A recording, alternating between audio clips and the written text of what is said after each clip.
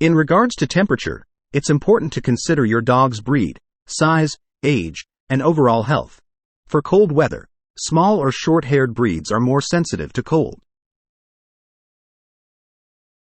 If it's near or below freezing, limit outdoor exposure.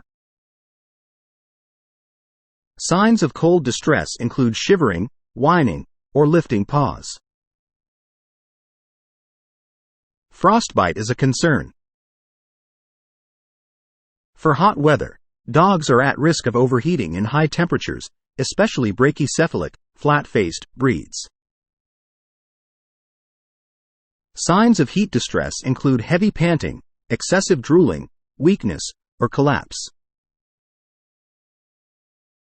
Always provide access to water and shade in hot weather, and consider booties or a coat in extreme cold. Monitor your dog's behavior and consult your vet for breed-specific advice.